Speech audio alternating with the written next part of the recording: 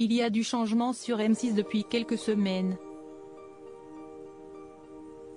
En effet, les téléspectateurs des journaux télévisés ont eu rendez-vous avec de nouvelles figures dès lors que Karine Guillaume-Thuram a décidé de faire une pause dans sa carrière.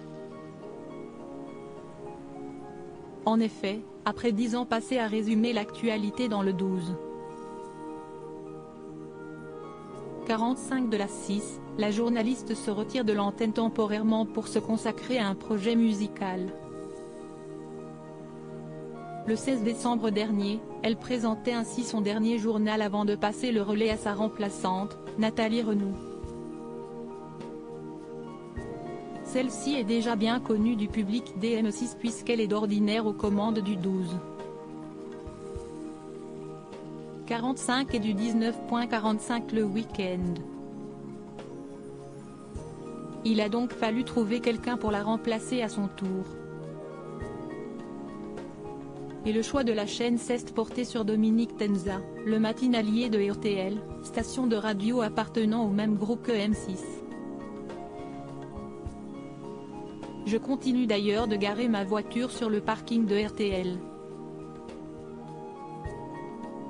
Je n'ai que l'avenue à traverser, a confié le journaliste lors d'une interview pour Téléstar parue le lundi 9 janvier 2023.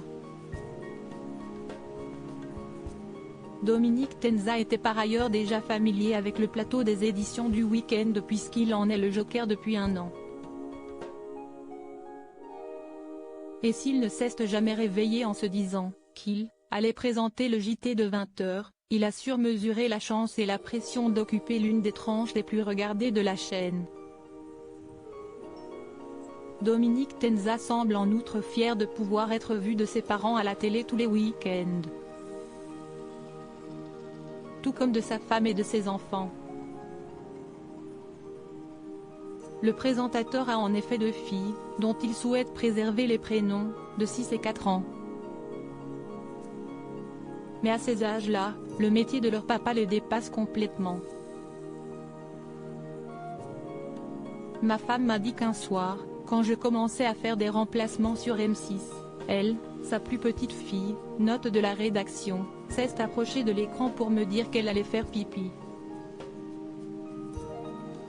Elle était étonnée que je ne lui réponds pas, a-t-il rapporté comme anecdote à nos confrères. Quant à l'aînée, son attention est sans doute tournée ailleurs. La grande a compris, mais je crois que si, à 19h45, elle peut regarder autre chose que le JT de M6, elle le fait, a-t-il encore déclaré.